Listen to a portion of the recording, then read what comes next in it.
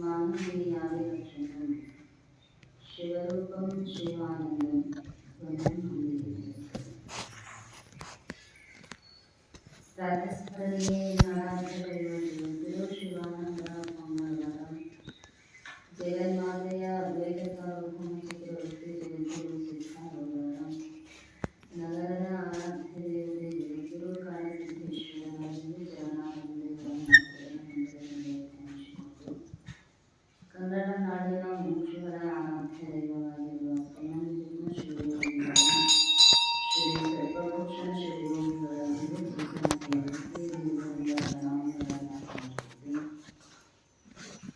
ಕ್ಷೇತ್ರ ಸಂಸ್ಥಾಪನಾಕರ್ತರಾಗಿರುವ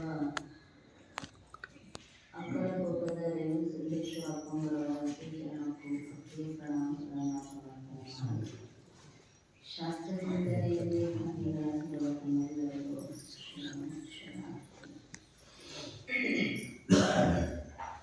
ಬೇಡುವೆ ಅಭವ ನಿಮ್ಮನ್ನು ಭವಗಳು ಮಾಡಿನಬಹುದು ಸುಗುಣ ಸಂತತಿಯನ್ನು ಇತ್ತು ಕೋಪವಂತದ ತಪವನ್ನು ಫಲವಧುವಿನ ರೂಪು ಕಂಡಳಸದ ಕರ್ಮವಿಜಯವನ್ನು ತಾಪ ಒಡವೆ ಕೇಳಿಸದ ಕಾಲ ಸುಖವನ್ನು ಕಾಪಟ್ಯವಿಲ್ಲದ ಆಶ್ರಮ ಧರ್ಮರತಿಯನ್ನು ಬೇಡುವೆ ಅಭವ ನಿಮ್ಮನ್ನು ಭವಗಳು ಮಾಡಿನ ಬದಿಲು ಸುಗುಣ ಸಂತತಿಯನ್ನು ಇತ್ತು ಶ್ರೀಮಂತ ಶ್ರೀಯೋಗಿಗಳ ಕೈವಲ್ಯ ಪದ್ಧತಿಯ ನೀತಿ ಕ್ರಿಯಾಚಾರ ಸ್ಥಳದ 19ನೇ ಪದ್ಯದಲ್ಲಿ ಮನುಷ್ಯನಿಗೆ ಬೇಕಾಗಿರತಕ್ಕಂತಹ ಸದ್ಗುಣಗಳ ಬಗ್ಗೆ ಪ್ರಾರ್ಥನೆಯನ್ನು ಮಾಡ್ತಾ ಇದ್ದಾರೆ. ಬೇಡೋದು ಯಾಕ್ರೆ ಅಂದ್ರೆ ಬೇಡೋದು ನಮ್ಮ ಸ್ವಭಾವ ಇದೆ. ಯಾಕಂದ್ರೆ ಏನಾದ್ರೂ ಬೇಡ ಅಂತ ಎಷ್ಟೇ ಹೇಳಿದ್ರು ಸಹಜ ಮನಸ್ಸಿನ ಸ್ವಭಾವ ಏನು ಅಂದ್ರೆ ಬೇಡುವಂಥದ್ದೇ. ಧರೆಗೆ ಯಾಚನೆ ಇಲ್ಲದೆ ಉತ್ತರವಂತೆ ಅಂತ ಹಿಂದೆ ಹೇಳಿದ್ದಾರೆ, ಬೇಡಬಾರದು ಅನ್ನುವಂಥದ್ದು. ಆದರೆ ಬೇಡುವ ಸಹಜ ಸ್ವಭಾವಗಳು ಒಂದು ಲಾಭ ಇರಬೇಕು. ಉಳಿದುದು ಐಹಿಕ ವಸ್ತುಗಳ ಪ್ರಾರ್ಥನೆ ಮಾಡಿದ್ವಿ ಅಂದ್ರೆ ಅವು ಸಿಗ್ತಾವು, ಆದರೆ ಸುಖ ಸಿಗುವುದಿಲ್ಲ ಅಂತಾರೆ. ಅದರಿಂದ ಮತ್ತಷ್ಟು ಮೊದಲಷ್ಟು ದುಃಖವೇ ಪ್ರಾಪ್ತಿಯಾಗುತ್ತೈತೆ ಹೊರತು ಸುಖ ಅನ್ನುವಂಥದ್ದು ಸಿಗುವುದಿಲ್ಲ. ಹಾಗಾಗಿ ಏನು ಬೇಡುವುದಿದೆ ಅಂದ್ರೆ ಸದ್ಗುಣಗಳ ಪ್ರಾರ್ಥನೆಯನ್ನು ಮಾಡಬೇಕು. ಕಾರಣ ಶುದ್ಧಾಂತಕರಣದಲ್ಲಿ ಜ್ಞಾನ ಆಗೋದರಿಂದ ಜ್ಞಾನದ್ವಾರ ಮೋಕ್ಷ ಮುಕ್ತಿ ಆಯಿತು ಅಂದ್ರೆ ಇನ್ನು ಬೇಡುವಂತಹ ಪ್ರಸಂಗ ಬರುವುದಿಲ್ಲ. ಜನನ ಮರಣಾದಿಗಳನ್ನು ನೀಗ್ತಾ ಇದ್ದಾರೆ. ಅದಕ್ಕೆ ಅವರು ಸದ್ಗುಣಗಳ ಪ್ರಾರ್ಥನೆಯೊಳಗ ಇಲ್ಲಿ ತನಕ ಪೃಥ್ವಿ ಕೈ ಸಾರುತ್ತಿಹ ಮನೋರಥವನ್ನು ಬೇಡುವೆನು ಅಭವ. ಹಿಂದಿನ ನುಡಿಯ ಕೊನೆಯ ಚರಣಗಳು ಹೆಂಗಿರಬೇಕು ನಮ್ಮ ಬೇಡಿಕೆ ಇಚ್ಛಾ ಅಂದ್ರೆ ಅದು ಶಾಸ್ತ್ರ ಸಮ್ಮತವಾಗಿರತಕ್ಕಂಥದ್ದು ಆಗಿರಬೇಕು. ಯಾಕಂದ್ರೆ ದುಃಖ ಯಾವುದು ಅನ್ನುವಂಥದ್ದು ಗೊತ್ತಾಗ ಅದನ್ನ ಬಿಡಕ್ಕೆ ಆರಂಭ ಮಾಡ್ತಾರೆ. ವಿಷಯಗಳ ಕ್ಷಣಿಕ ಸುಖದ ಭ್ರಾಂತಿಯಿಂದಾಗಿ ಇದಾ ಪೂರ್ಣ ಸುಖ ಅನ್ನುವಂತಹ ಭ್ರಮೆ ನಮ್ಮದಾಗಿರೋದ್ರಿಂದ ನಾವು ಅದನ್ನ ಬೇಡ್ತೀವಿ. ಅದಕ್ಕೆ ಅವರು ನಿಜಗುಣರು ಹೇಳಿದರು, ಒಳ್ಳೆಯ ಗುಣಗಳ ಪ್ರಾರ್ಥನೆಯನ್ನ ಮಾಡಿದರೆ ಅದರಿಂದ ಸುಖ ಅನ್ನುವಂಥದ್ದು ಸಿಗುತ್ತೈತಿ ಅಂತ. ಕೋಪವಂತದ ತಪವನ್ನು ಪರವಧುವಿನ ರೂಪು ಕಂಡೆಳಸದ ಕರ್ಣ ವಿಜಯವನ್ನು. ಭಗವಂತನನ್ನ ಒಲಿಸಬೇಕಾದ್ರೆ ನಮ್ಮ ಇಚ್ಛೆ ಪ್ರಾಪ್ತಿಯಾಗಬೇಕಾಗಿತ್ತಂದ್ರೆ ತಪಸ್ಸನ್ನುವಂಥದ್ದು ಮಾಡಬೇಕು. ಕರ್ಣತ್ರಯಗಳನ್ನ ತಪಸ್ತಕ್ಕಂಥದ್ದು ಅಂತ ಹೇಳ್ಯಾರ.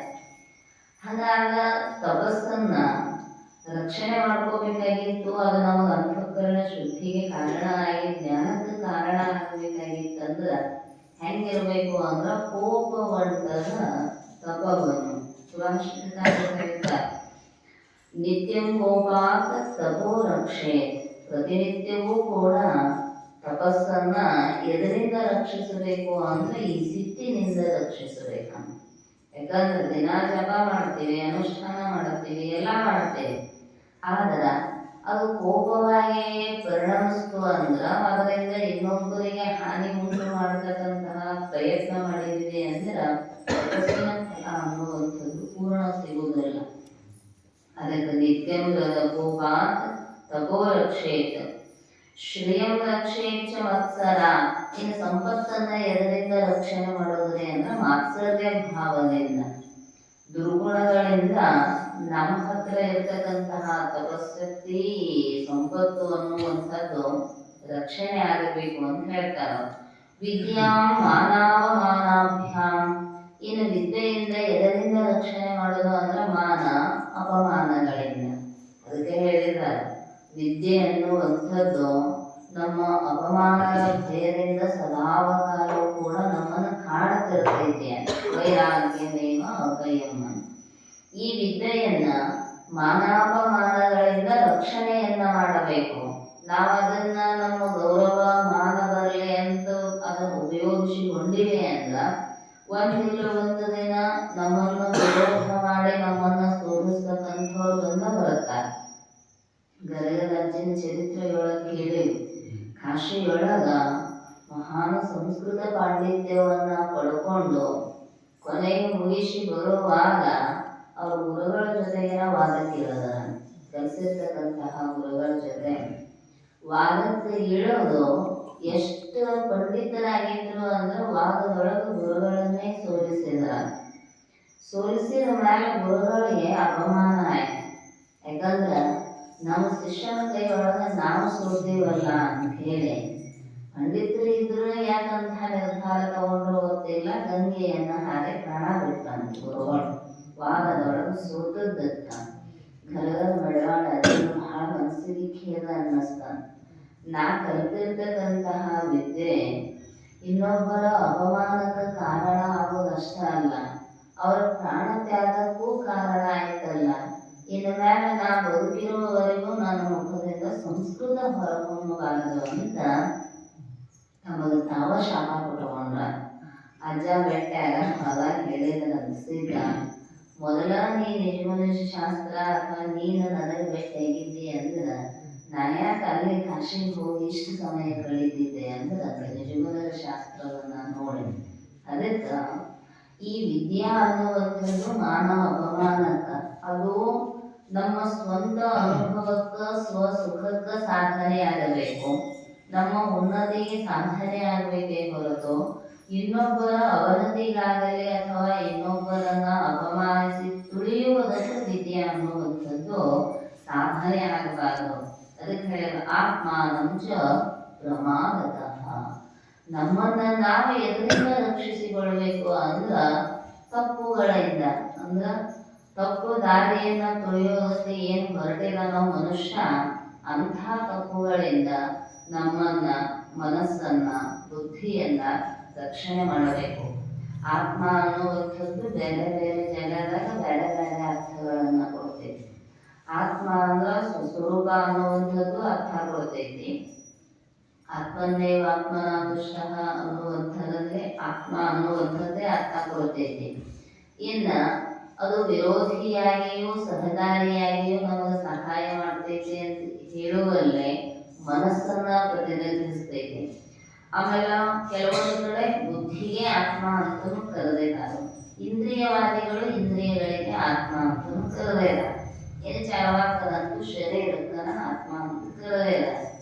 ಇಲ್ಲಿ ಮನಬುದ್ಧಿಯಾದಿಗಳನ್ನ ಈ ತಪ್ಪು ಅಂದ್ರೆ ದುರ್ಮಾರ್ಗವನ್ನ ಹಿಡಿಯುವುದರಿಂದ ರಕ್ಷಿಸಿಕೊಳ್ಳಬೇಕು ಅಂತ. ತಪಸ್ಸು ಯಾವಾಗ ನಷ್ಟ ಆಗ್ತೈತಿ ಅಂದ್ರೆ ಕೋಪದಿಂದ ಅದರ ಪ್ರಯೋಗ ಅನ್ನುವಂಥದ್ದು ನಡೀತು ಅಂದ್ರೆ ಅವಾಗ ಅದರ ಪ್ರಮಾಣ ಅನ್ನುವಂಥದ್ದು ಕಡಿಮೆ ಮಾಡ್ಕೊಂತ ಹೋಗಿ ಬಿಡುತ್ತೈತಿ. ಅದಕ್ಕೆ ಹೇಳಿದ್ರು ತಪಸ್ಸಿನ ಪರಿಣಾಮ ಬೀರಬೇಕಾಗಿತ್ತು ಅಂದ್ರೆ ಶಾಂತಿ ಮಂತ್ರದ ಅನುಸಂಧಾನ ಇರಬೇಕಂತ.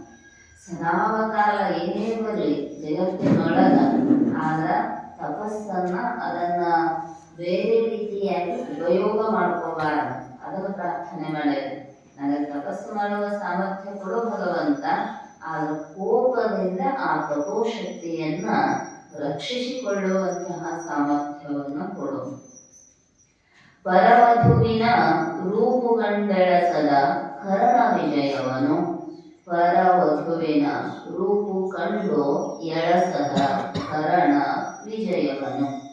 ಕರ್ಣ ವಿಜಯದಿಂದೆ ಕಲಿತನ ಉಂಟೆ ಹಿಂದ ನಿಧಿ ಕ್ರಿಯಾಚರ ಸ್ಥಳದ ಆರಂಭದ ಪದ್ಯಗಳನ್ನ ಅದನ್ನು ಹೇಳಿದ ಜಗತ್ತಿನೊಳಗ ಎಲ್ಲವನ್ನ ಜಯಿಸಬಹುದು, ರಾಜ್ಯವನ್ನ ಕೋಶವನ್ನ, ಆದರ ತನ್ನ ಇಂದ್ರಿಯಗಳನ್ನ ತಾನು ಜಯಿಸೋದು ಬಹಳಷ್ಟು ದುರ್ಲಭ ಐತೆ. ಯುದ್ಧದೊಳಗ ಮಹಾನ್ ವೀರರನ್ನ ಜಯಿಸಬಹುದು, ಆದ್ರ ನಮ್ಮದೇ ಆಗಿರ್ತಕ್ಕಂತಹ ಸ್ವಕೀಯವಾದ ಇಂದ್ರಿಯಗಳ ಮೇಲೆ ನಿಗ್ರಹ ಮಾಡೋದು ಅಷ್ಟು ಸುಲಭ ಸಾಧ್ಯ ಇಲ್ಲ. ಅಂತಿರುತ್ತೆ ನಾವು ಅಷ್ಟು ಗೆದ್ದೀವಿ ಇಷ್ಟು ಗೆದ್ದೀವಿ ಅಂತ. ಜ್ಞಾನಿಗಳು ಹೇಳ್ತಾರೋ ನೀ ಹೊರಗಿನ ವಸ್ತುಗಳನ್ನ ಗೆಲ್ಲೋದು ಬಹಳ ಸುಲಭ ಐತಿ, ನಿನ್ನದೇ ಅಂತ ತಿಳ್ಕೊಂಡು ಏನು ಅವುಗಳ ಜೊತೆಗೆ ವ್ಯವಹಾರ ಮಾಡ್ತೀಯಲ್ಲ, ಹಿತಶತ್ರುಗಳಂತೆ ನಿನ್ನ ದುಃಖಕ್ಕೆ ಏನು ಕಾರಣಗಳಾಗಿದಾವಲ್ಲ, ಆ ಇಂದ್ರಿಯಗಳ ಮೇಲೆ ವಿಜಯವನ್ನ ಸಾಧಿಸುವ. ಬ್ಯಾಡ ಅಂತ ಕಡೆ ಹೋಗುತ್ತೈತಿ ಕನ್ನ ನಮ್ಮ ಮಾತ ಕೇಳೋದಲ್ಲ, ಕಾಲುಗಳು ಎಲ್ಲಿ ಬ್ಯಾಡ ಅಂತೀವಿ ಅಲ್ಲೇ ಹೋಗುತ್ತಾವ. ಅದಕ್ಕೆ ಹೇಳಿದ್ರು ಅವರು, ಎದಕ್ಕಾಗಿ ಭಗವಂತ ಕಣ್ಗಳು ತುಂಬಿದ ಬಳಿಕ ನೋಡಲಿಲ್ಲ, ಕೈಗಳು ತುಂಬಿದ ಬಳಿಕ ಪೂಜಿಸಲಿಲ್ಲ, ಮನ ತುಂಬಿದ ಬಳಿಕ ನೆನೆಯಲಿಲ್ಲ, ಮಹಾಂತ ಕೂಡಲ ಸಂಗಮ ದೈವನನ್ನ. ಇಂದ್ರಿಯಾದಿಗಳನ್ನ ಭಗವಂತ ಕೊಟ್ಟದ್ದು ಇಂದ್ರಿಯ ಅಭಿಮಾನಿ ದೇವತೆಗಳಾಗಿ ವರ್ತಿಸ್ತಕ್ಕಂತಹ ಆ ದೇವನ ಸ್ಮರಣೆಗಾಗಿ. ಅದನ್ನು ಬಿಟ್ಟ ಏನರೆ ನೋಡಿದರ ಕೇಳಿದರ ಆ ಕಡೆಗನ ಮನಸಹಿತವಾಗಿ ಹೋಗಿ ಬಿಟ್ಟು ಅಂದ್ರ ಅದು ನಿಜವಾಗಿರ್ತಕ್ಕಂತಹ ಸೋಲು. ಎಲ್ಲಾದ್ರೊಳಗೂ ಸೋಲಬಹುದು, ಆದ್ರೆ ಇಂದ್ರಿಯಗಳ ವಿಷಯಗಳ ಕಡೆಗೆ ಸೋತದ್ದ ನಿಜವಾದ ಸೋಲು ಅಂತ. ಕಾರಣ ಅಲ್ಲಿ ಎಲ್ಲರೇ ಸೋತಿವೆ ಅಂತ ಮಾತುಗಳು ಬರ್ತೈತಿ, ಆದ್ರೆ ಇಂದ್ರಿಯಗಳಿಂದ ಮನುಷ್ಯ ಹೇಳಿದ್ರಲ್ಲ, ಕಚ್ಚೆ ಕೈ ಬಾಯಿ ತನ್ನಿಚ್ಛೆಯಲ್ಲಿದ್ದರೆ ಅಚ್ಯುತನಪ್ಪ ಅಜನಪ್ಪ ಲೋಕದಲ್ಲಿ ನಿಶ್ಚಿಂತನಪ್ಪ ಸರ್ವಜ್ಞ. ನಮಗೂ ಇಚ್ಛಾ ಏನೈತಿ, ನಿಶ್ಚಿಂತವಾಗಿ ಇರಬೇಕನ್ನುವಂಥದ್ದನ ಐತಿ. ಆದ್ರೆ ಇಂದ್ರಿಯಗಳನ್ನ ಹೊರಮುಖ ವೃತ್ತಿಯ ಕಡೆಗೆ ಹರಿದು ಕೈ ಬಿಟ್ಟಿವಿ ಅಂದ್ರ ಯಾವಾಗ ಭಗವಂತನನ್ನ ಹೊಂದೋದು, ಯಾವಾಗ ನಿಶ್ಚಿಂತನಾಗಿ ಇರೋದು? ಹಗಲೆಲ್ಲ ದುಡಿಯೋದು ಯಾಕ ಅಂದ್ರ ಒಂದಿಟ್ಟು ಆರಾಮಾಗಿ ಇರಬೇಕ್ರೆ. ಇವು ಆರಾಮಾಗಿ ಇರಾಕ ಬಿಟ್ರಲ್ಲ ಇಂದ್ರಿಯಗಳು. ಬ್ರಹ್ಮದೇವ ಈ ಇಂದ್ರಿಯಗಳನ್ನ ಸೃಷ್ಟಿ ಮಾಡಿ ಹೊರ ಒಂದಿಷ್ಟು ವಿಷಯಗಳನ್ನ ಸೃಷ್ಟಿ ಮಾಡಿ ಹೊರಮುಖ ವೃತ್ತಿಯನ್ನ ಹರಿದು ಬಿಟ್ಟು ಬಿಟ್ಟಿದ್ದಾನೆ. ಅವು ಏನ್ ಮಾಡ್ತಾವ ಅಂದ್ರೆ ಸದಾಕಾಲ ಹೊರಮುಖವಾಗಿಯೇ ಹರಿತಾವ. ಅದಕ್ಕೆ ಸದ್ಗುರುನಾಥ, ನೀ ಎಷ್ಟೇ ಹೊರಮುಖ ವೃತ್ತಿಯನ್ನ ಇಟ್ಕೊಂಡ್ರು ಕೂಡ ನಿನಗೆ ಸುಖ ಶಾಂತಿ ನೆಮ್ಮದಿ ಸಿಗುವುದಲ್ಲ. ಒಂದಿಷ್ಟು ಮೆಲ್ಲನೆ ಒಳಸರಿಯುತ್ತ ಈ ಸ್ಥೂಲ ದೇಹ, ಸೂಕ್ಷ್ಮ ದೇಹ, ಕಾರಣ ದೇಹಾದಿಗಳನ್ನ ದಾಟ್ತಾ ಅನ್ನಮಯ, ಪ್ರಾಣಮಯ, ಮನೋಮಯ, ವಿಜ್ಞಾನಮಯ, ಆನಂದಮಯ ಕೋಶಾದಿಗಳನ್ನ ದಾಟ್ತಾ ಜಾಗ್ರ, ಸ್ವಪ್ನ, ಸುಷುಪ್ತಿ ಅವಸ್ಥಾ ತ್ರಯಗಳನ್ನ ದಾಟ್ತಾನೆ ಒಳಗ ಹೋದಿ ಅಂದ್ರ ನಿನಗ ಆರಾಮ ಇರ್ತೈತಿ. ಇಲ್ಲ ಅಂದ್ರ ಹಿಂಗ ಇವನು ಸರಿಲ್ಲ ಬಿಡುವಂತ ಹೋದಂಗ ಏನಾಗ್ತಾವ ಅಂದ್ರೆ ನಿನಗ ದುಃಖವನ್ನೇ ಕೊಡ್ತಾವ. ಅದರೊಳಗೂ ಸೃಷ್ಟಿಯನ್ನ ನೋಡಾಕ ಬೇಡಂದಿಲ್ಲ ಭಗವಂತ. ಸೃಷ್ಟಿಸಿದ್ದನ ನೀನ್ ನೋಡ್ಲಿ, ನೀನು ಸವಿಲಿ ಅಂತ. ಆದ್ರ ಭಾವ ವ್ಯತ್ಯಾಸ ಮಾಡ್ಕೊಂಡು ನೋಡ್ಬೇಡ ಅಂತಾರ. ಸೀದಾ ನೋಡಿದ್ರ ಏನೂ ತೊಂದರೆ ಇಲ್ಲ. ಅದನ್ನ ಇದ್ದಕ್ಕಿದ್ದಂಗ ಬಿಟ್ಟು ಇಲ್ಲದ ರೀತಿಯೊಳಗ ವಸ್ತುವನ್ನ ನೋಡಕ್ ಹತ್ತಿದ್ವಿ ಅಂದ್ರ ಶಿಕ್ಷಾ ಅನ್ನುವಂಥದ್ದು. ಅದನ್ನ ಹೇಳ್ತಾರ ಕರ್ಣ ವಿಜಯ ಎದನ ಮೇಲೆ ಅಂದ್ರ ಪರವಧುವಿನ ರೂಪು ಕಂಡು ಎಳಸದ. ರಾವಣ ಸುಮ್ಮನ ಬಂದು ಭಿಕ್ಷಾ ತಗೊಂಡು ಹೋಗಿದ್ರೆ ಏನೂ ಆಗ್ತಿದ್ದಿಲ್ಲ. ಸೀತೆ ಮಾತೆಯನ್ನ ನೋಡಿದ ಹಂಗಾದ ಕರ್ಕೊಂಡು ಹೋಗಕ್ಕಾಗುದಿಲ್ಲ, ಲಕ್ಷ್ಮಣ ರೇಖೆ ಹಾಕ್ಯಾನಂತ ತಿಳ್ಕೊಂಡು ಆ ರೇಖೆಯನ್ನ ದಾಟಿ ಬರುವಂಗ ಮಾಡಿ ಸೀತೆಯನ್ನ ಅಪಹರಿಸಿಕೊಂಡು ಹೋದ. ಏನಾಯ್ತ್ರಿ, 6 ಕೋಟಿ ಆಯುಷ್ಯ ಇತ್ತಂತವ್. ಆ ಮಾತೆಯನ್ನ ಭಿನ್ನ ಭಾವದಿಂದ ನೋಡಿದುದರ ಸಲುವಾಗಿ ಅವನಿಗೆ 6 ಕೋಟಿ ಆಯುಷ್ಯ ಆಯ್ತು. ಹನುಮಂತ ಹೋಗಿ ಬಾಲಕ ಬೆಂಕಿ ಹಚ್ಚಿದಾಗ ಇಡೀ ಲಂಕೆಯಂತೆ ದಹನ ಮಾಡಿ ಎದ್ದು ಬಂದು ಬಿಟ್ಟ. ಘನಘೋರ ಯುದ್ಧ ಆಗಿ ಇದರೊಳಗೆ ಯುದ್ಧದೊಳಗ ಯುದ್ಧ ಭೂಮಿಯೊಳಗ ಮೊಳಗು ಬಿದ್ದ ಮಂಡೋದರಿ ಸಾಕಷ್ಟು ಹೇಳಿದ್ದಳು. ರಾವಣನ ಧರ್ಮಪತ್ನಿ ಈ ಮುತ್ತೈದೆಯರ ಸಾಲಿನೊಳಗ ಪಂಚಪತಿವ್ರತೆಯರ ಸಾಲಿನೊಳಗ ಮಂಡೋದರಿಯ ಹೆಸರು ಕೂಡ ಐತೆ. ಸಾಕಷ್ಟು ಬುದ್ಧಿ ಹೇಳಿದಳಾಕಿ ಮಂಡೋದರಿ. ಪರಮಗುವಿನನ್ನ ಸೀತೆ ಅಂದ್ರ ಸಾಕ್ಷಾತ್ ಮಹಾಲಕ್ಷ್ಮಿಯ ಸ್ವರೂಪ, ರಾಮ ಭಗವಂತ ಸಾಕ್ಷಾತ್ ವಿಷ್ಣುವಿನ ಸ್ವರೂಪ. ಅವಳನ್ನ ಸಹೋದರಿಯನ್ನಾಗಿ ಮಾತೆಯನ್ನಾಗಿ ನೋಡ್ರೆ ಹೊರತು ಅನ್ಯ ಭಾವದಿಂದ ನೋಡಬೇಡ್ರೆ.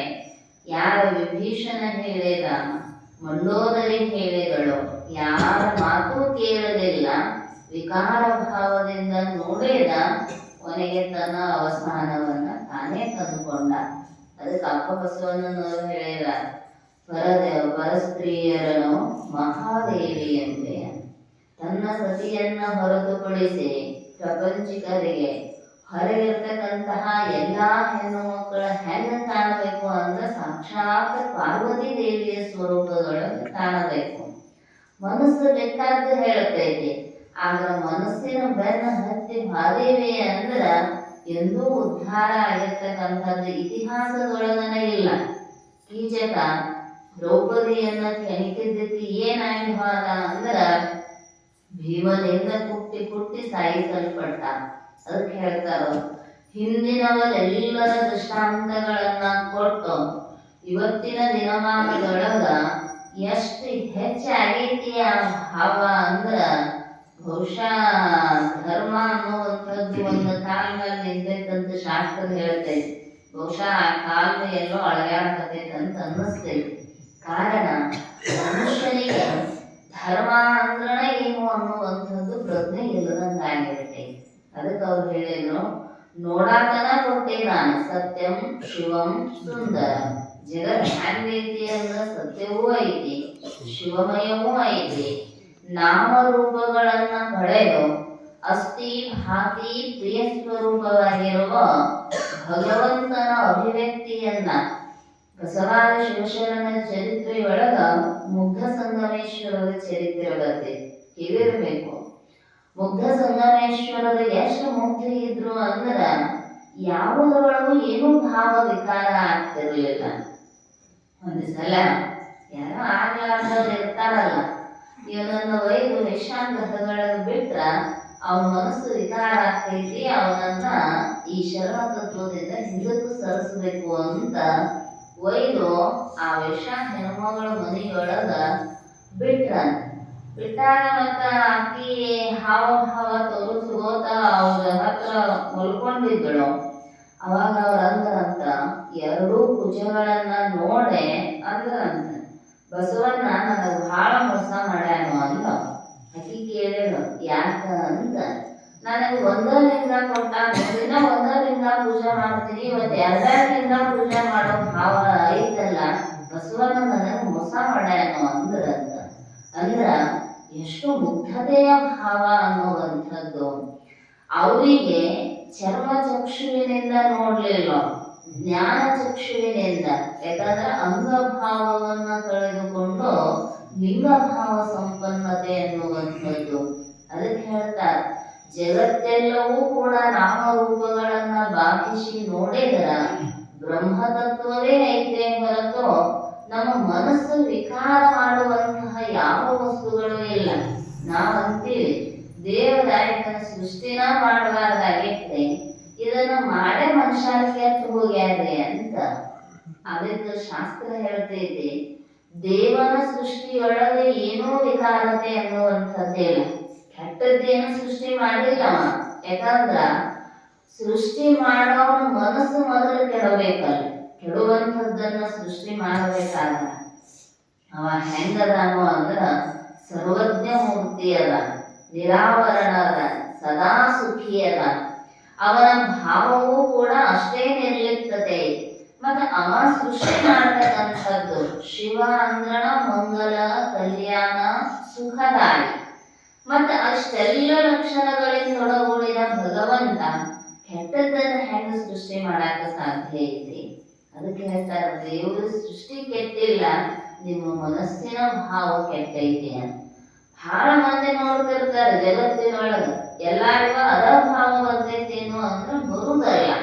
ಅದಕ್ಕೆ ಹೇಳ್ತಾರೋ, ಹೆಣ್ಣು ಮಾಯೆ ಎಂಬರು ಹೆಣ್ಣು ಮಾಯೆಯಲ್ಲ, ಹೊನ್ನು ಮಾಯೆ ಎಂಬರು ಹೊನ್ನು ಮಾಯೆಯಲ್ಲ, ಮಣ್ಣು ಮಾಯೆ ಎಂಬರು ಮಣ್ಣು ಮಾಯೆಯಲ್ಲ, ಮನದ ಮುಂದನ ಆಸೆಯೇ ಮಾಯೆ ಕಾರಣ ಕೋಟೀಶ್ವರ. ಅವರು ನಮಗ ಮಾಯೆಯ ರೂಪದೊಳಗ ಮೋಹವನ್ನ ಉಂಟು ಮಾಡೋದು ಯಾವಾಗ ಅಂದ್ರೆ ನಮ್ಮ ಮನಸ್ಸಿನ್ಯಾಗ ವಿಕಾರ ಭಾವ ಉಂಟಾದಾಗ. ಹಿಂಗ ಆಗಬಾರದಾಗಿತ್ತು ಅಂದ್ರ ಇಂದ್ರಿಯಗಳ ಮೇಲೆ ನಮಗ ವಿಜಯ ಸಾಧನೆ ಇರಬೇಕಂತ. ಮೀರಾಬಾಯಿ ಹತ್ರ ಒಬ್ಬ ಅಗಸರ ಹೆಣ್ಮಗಳು ದಿನ ಬಟ್ಟಿ ತೊಳಕ್ ಹೋಗ್ತಿದ್ರು. ಮಹಾರಾಣಿ ಅತಿ ಸೇವೆ ಮಾಡ್ತಿದ್ರು ಅರಮನೆಯೊಳಗ. ಒಂದು ದಿನ ಮೊಮ್ಮಗ ಶಾಲೆಗೆ ಹೋಗಿರ್ಲಿಲ್ಲ, ಕರ್ಕೊಂಡು ಹೋದ ಅರಮನೆ. ಕರ್ಕೊಂಡು ಹೋಗಿ ಬಟ್ಟೆ ಎಲ್ಲ ತಗೊಂಡ ವಾಪಸ್ ಮನೆಗೆ ಬಂದಳು. ಮೊಮ್ಮಗ ಹಾಸಿಗೆನೆ ಹಿಡದ, 15 ವರ್ಷದ ಹುಡುಗ ಹಾಸಿಗೆ ಹಿಡದ, ಊಟ ಇಲ್ಲ ನಿದ್ದಿಲ್ಲ. ಮುದುಕಿ ಕೇಳಿ, ಅಮ್ಮ ಯಾಕೆ ಆರಾಮಿಲ್ಲನು, ಏನಾಯ್ತು ಎಂತಾಯ್ತು? ಅವ್ ಏನು ಕೇಳೇ ಇಲ್ಲ. ಕೊನೆಗೆ ಹೇಳಿದ, ಯಮ್ಮ ನಾ ಮೊನ್ನೆ ಅರಮನೆಗೆ ಹೋಗಿ ಬಂದಾಗಿಂದ ಮೀರಾಬಾಯಿಯನ್ನ ಮದುವೆ ಆಗೋ ಇಚ್ಛಾ ಮೂಡೈತಿ ನನಗ, ನಾ ಮದುವೆ ಹಾಕೀನಿ ಅಂದ. ಮುದುಕಿ ಎಲ್ಲಿ ಒಡೆದ ಹೋಗ್ತದೆ. ಯಾಕಂದ್ರ ಅವರು ಮೈಲಿಗೆಯ ಬಟ್ಟೆಯನ್ನ ತೊಳೆಯುವಂತಹ ನಾವು ಅವರನ್ನ ಬೇಡೋದು ಅಂದ್ರ, ಅವರನ್ನ ಇಚ್ಛಾ ಮಾಡೋದು ಅಂದ್ರ ಹೆಂಗಪ್ಪ? ಅದರೊಳಗ ಮೀರಾಬಾಯಿ ಸ್ವಂತ ಜೀವನವನ್ನ ಸಾಗಿಸ್ತಕ್ಕಂಥವಳು. ಏನೆಲ್ಲ ರಾಜ್ಯ ಭೋಗಗಳಿದ್ರು ಅವುಗಳೆಲ್ಲವನ್ನ ತ್ಯಾಗ ಮಾಡಿ ಕೃಷ್ಣ ಭಕ್ತಿಯೊಳಗ ಅದಾಳು. ಅದೆಲ್ಲ ತಪ್ಪಕ್ಕೈತಪ್ಪ, ಬೇಡ ಅಂದ್ರು ಕೇಳೇ ಇಲ್ಲ ಹುಡುಗ. ಮನ್ಯಾಗ ಮತ್ತ ಮೊಮ್ಮಗನ ಆರಾಮಿಲ್ಲ, ಕೆಲ್ಸಕ್ಕೆ ಹೋದಾಗ ಮುದುಕಿ ಸಪ್ಪ ಇರ್ತಿತ್ತು. ಕೇಳಿದಂತೆ ಮೀರಾಬಾಯಿ, ಏಮ್ಮ ಯಾಕೆ ಸಪ್ಪ ಅದೇ? ಒಂದು ವಾರದಿಂದ ಸಪ್ಪ ಅದೇ ಇಲ್ಲ ಯಾಕ ಅಂತ. ಅವಾಗ ಹೇಳಲೇ ಇಲ್ಲ. ಮತ್ತೆ ಮರುದಿನ ಬಂದಾಗ ಕೇಳಿದ ಮ್ಯಾಲ ಅದಕ್ಕೆ ಏನಾರ ಪರಿಹಾರ ಹೇಳ್ತೇನೆ, ನಿನ್ ಚಿಂತೆ ಏನೈತಿ ಹೇಳು ಅಂದಾಗ ಅನ್ಕೊಂತ ಹೇಳ, ಮೊನ್ನೆ ಮೊಮ್ಮಗನ ಕರ್ಕೊಂಡು ಬಂದಿದ್ನಲ್ರಿ, ನಿಮ್ಮನ್ನು ನೋಡ್ಯಾನು, ಮದುವೆ ಆಗ್ಬೇಕಂತ ಹಠ ಹಿಡದ ಊಟ ನೀರ ಬಿಟ್ಟು ಮಕ್ಕೊಂಡಾನು, ಅದಕ್ಕೆ ಚಿಂತೆ ಆಗೈತ್ರಿ. ಆಕೆ ಹೇಳಂತ ಮೀರಾಬಾಯಿ, ಇಲ್ಲಿ ಕರ್ಕೊಂಡು ಬಾ, ನಾ ಮದುವೆ ಆಗ್ತೀನಿ ಅಂತ. ಇಷ್ಟಂದ್ರೆ ಕೂಡಲೇ ಮುದುಕಿ ಬಂದು ಮೊಮ್ಮಗ ಹೇಳಿದ್ರು, 8 ದಿನ ಊಟ ನಿದ್ದೆ ಇದ್ದಿದ್ದಿಲ್ಲ, ಚಟ್ನೆ ಎದ್ದು ಓಡ್ಕೋತ ಬಾಳ್ತಾನೆ. ಮನುಷ್ಯನ ಮನಸ್ಸು ಹೆಂಗಿರ್ತೈತಿ, ಅದು ಸದೃಢ ಆಗೋದು ದುರ್ಬಲ ಆಗೋದು ತನ್ನ ಆಸೆಯಿಂದಲೇ. ಸಿಗತೈತಿ ಅಂದಾಗ ಅದಕ್ಕ ಹಣ ಅಂದ್ರ ಹೆಣನು ಬಾಯಿ ಬಿಡ್ತೈತೆ. ಅಂದ್ರ ವಿಷಯ ವಸ್ತುಗಳನ್ನ ನೋಡಿದ ಕೂಡಲೇ ನಿಶಕ್ತಿ ಇದ್ರೂ ಶಕ್ತಿ ಬಂದಂಗ ಆಗ್ತೈತಿ. ಮದುವೆ ಆಗ್ತೀನಿ ಅಂದಾಳು ಅನ್ನೋ ಸುದ್ದಿ ಕೇಳಿದ ಕೂಡಲೇ ಎದ್ದು ಓಡಿದ ಹುಡುಗ ಹೋಗಿ ಮೀರಾಬಾಯಿ ಮುಂದೆ ನಿಂತ, ನನ್ ಮದುವೆ ಆಗ್ತಿ ಅಂತ ಕೇಳಿದ್ರ, ಹ್ಞೂ ಆಗ್ತೀನಿ ಅಂದ್ರೆ. ಆದ್ರೆ ನಂದೊಂದು ಕಂಡೀಷನ್ ಐತಿ, ನಾಯಿ ಮದುವೆ ಆಗಕ್ಕೆ ಹೋಗಿ ಅನ್ನೋದಲ್ಲ, ನನ್ನನ್ನ ಮದುವೆ ಆಗ್ತಕ್ಕಂಥವ್ರು ಕೃಷ್ಣ ಭಕ್ತರಿರಬೇಕು. ನಾ ಸದಾ ಕಾಲವೂ ಕೃಷ್ಣ ಧ್ಯಾನ ಚಿಂತನೆಯನ್ನ ಮಾಡ್ತೀನಿ. ನನ್ನನ್ನ ಕೈ ಹಿಡಿಯವರು ಅದನ್ನ ಮಾಡಬೇಕು. ಮೊದಲೊಂದು 48 ದಿನ ಕೃಷ್ಣಾರಾಧನೆಯನ್ನ ಮಾಡಬೇಕು. ಆಮೇಲೆ 48 ದಿನ ಮುಗಿದ ಮೇಲೆ ನಾನು ನಿನ್ನ ಮದುವೆ ಆಗ್ತೀನಿ. ಅದೇನ್ ದೊಡ್ಡದಾರ ಅಂತ ಏನಾದ್ರು ಗುಡ್ಡಕ್ಕೆ ಏನ್ ತಿಳೋದಿದ್ರು ತಿಳಿದಿದ್ದೆ, ದೇವರು ಕುಂದುದೇನ್ ದೊಡ್ಡದಾರ. ಆಯ್ತು ಅಂತ ಅರಮನೆಯೊಳಗ ವ್ಯವಸ್ಥೆ ಮಾಡಿದ್ರು. ಮೀರಾಬಾಯಿ ಒಂದು ಕೃಷ್ಣ ಮೂರ್ತಿಯನ್ನ ಕೊಟ್ಟಳು. ಅವನಿಗೆ ಪೂಜಾ ಸಾಮಾನು ಎಲ್ಲ ಕೊಟ್ಟ, ಏನೂ ಇಲ್ಲ, ಸ್ನಾನ ಮಾಡೋದು, ಒಂದು ಕೃಷ್ಣ ಪೂಜೆ ಮಾಡಿ ಅವನನ್ನ ನೋಡ್ಕೋತ ಕುಂತು ಬಿಡೋದು, ಮತ್ತೊಂದೇನೋ ಉದ್ಯೋಗ ಇಲ್ಲ. ಆಯ್ತು, ಮುದುಕಿ ಹೇಳಿದಳು ಮೀರಾಬಾಯಿ, ನೀ ಏನೋ ಚಿಂತೆ ಮಾಡಬೇಡ, ಅವನನ್ನ ಶುದ್ಧ ಮಾಡ್ಕೊಂಡು ನೀ ಹೋಗು ಅಂತ. ಕೃಷ್ಣನ ಮುಂದೆ ಕುಂತ 1 ದಿನ 2 ದಿನ 3 ದಿನ ತಂದೇನ ದಿನನಿತ್ಯದ ದಿನಚರಿಗಳಿದ್ದು ಮಾಡ್ತಿದ್ದ, ಬಂದು ಕೂಡ್ತಿದ್ದ, ಮಾಡ್ತಿದ್ದ, ಬಂದು ಕೂಡ್ತಿದ್ದ. ಕ್ರಮೇಣ ಹೆಂಗಾಯ್ತು ಭಾವ ಅಂದ್ರ, ನಾ ಇಲ್ಲಿ ಎದಕ್ಕೆ ಬಂದೀನಿ, ಎದಕ್ಕೆ ಕೃಷ್ಣನ ಆರಾಧನೆ ಮಾಡಾಕತ್ತೀನಿ, ನನಗೆ ಇಚ್ಛಾ ಏನೈತೆ ಅನ್ನೋದು ಮಲಗಿ ಹೋಗಿಬಿಡ್ತಾನ.